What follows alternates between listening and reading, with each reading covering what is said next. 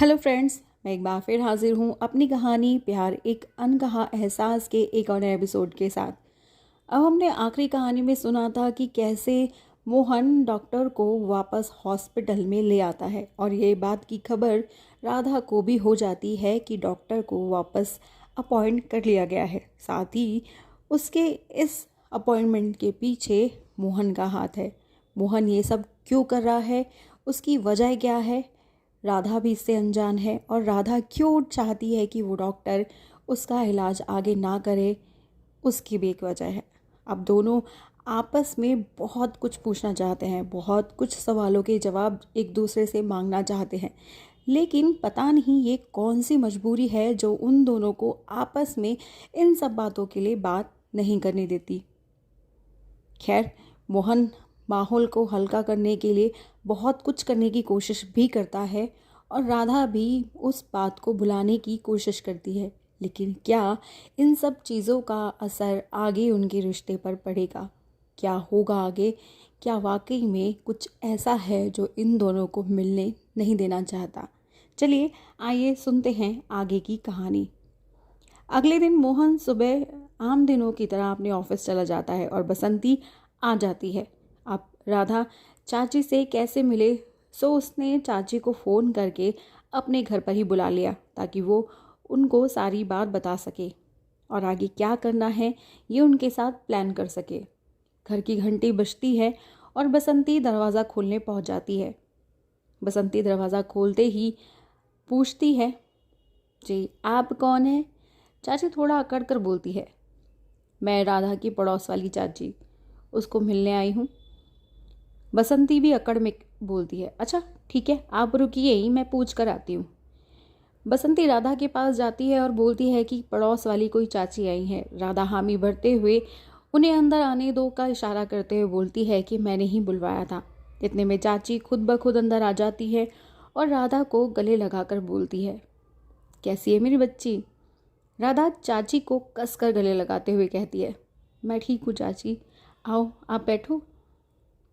राधा बसंती को बोलती है कि जाओ चाय पानी का इंतज़ाम करो चाची के लिए। बसंती किचन में तो जाती है लेकिन अपने दोनों कान वहीं बात सुनने के लिए छोड़ जाती है। राधा दबी हुई आवाज़ में चाची से बोलती है, चाची डॉक्टर सुधीर जिसको सस्पेंड करवाया था वो वापस आ गया है।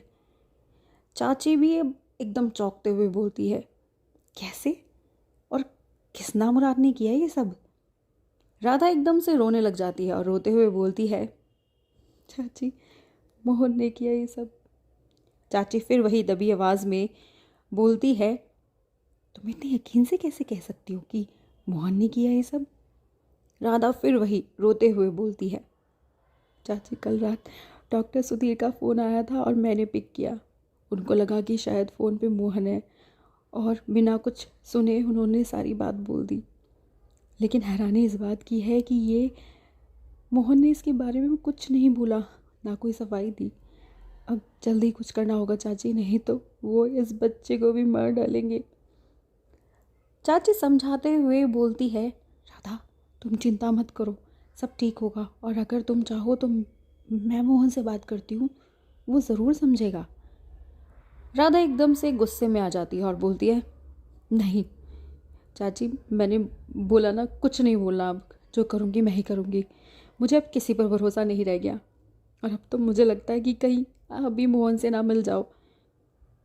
चाची नाराज़ होते हुए शब्दों में राधा से कहती हैं, अब तुम हर किसी को एक ही कांटे में मत नापो। अगर मुझे कुछ ऐसा ही करना होता तो मैं डॉक्टर को सस्पेंड कराने में तुम्हारा साथ नहीं देती राधा। अगर तुम्हें लगता है कि मैं गलत हूँ तो राधा मैं तुम्हारा साथ और नहीं दे सकती। इतना बोलकर चाची उठने लग जाती है और तभी बसंती चाय लेकर आती है।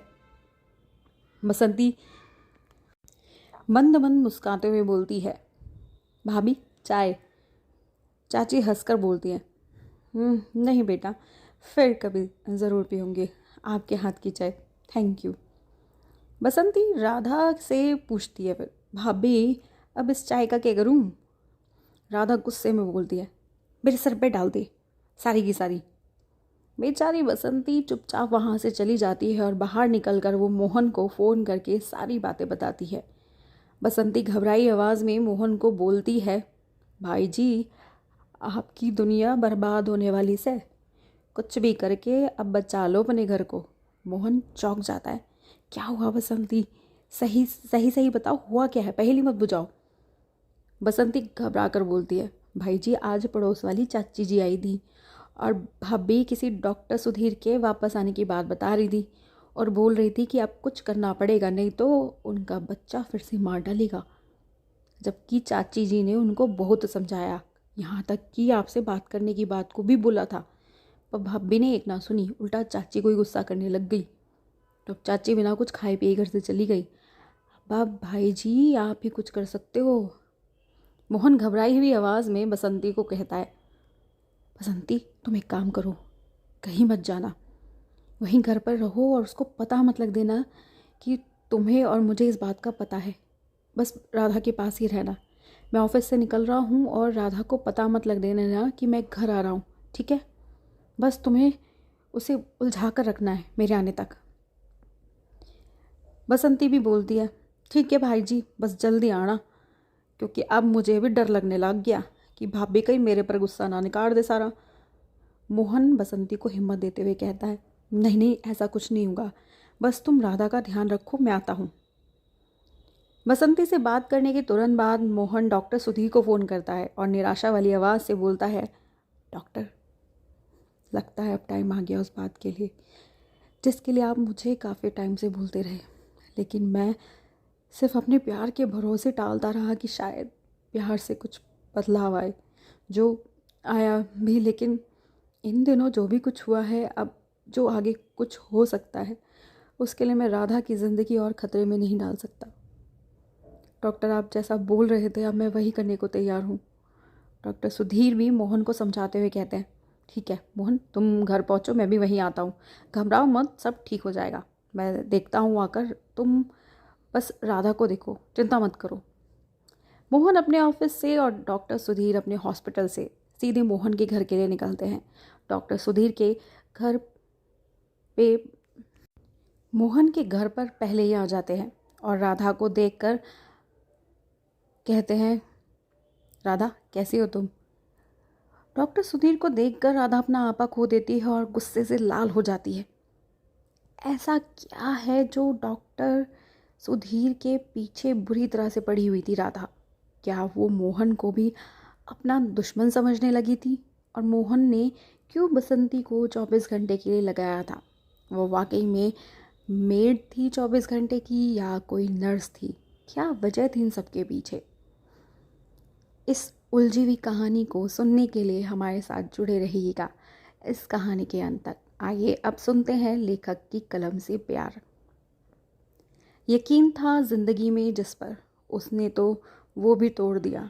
जिंदगी का अब क्या करे, रुख तो अब उसने भी मोड़ लिया। बस लम्हा लम्हा कर जी रहे थे जिंदगी को यूं घुट घुट कर हम, वरना साथ तो अपनों ने भी कब का छोड़ दिया।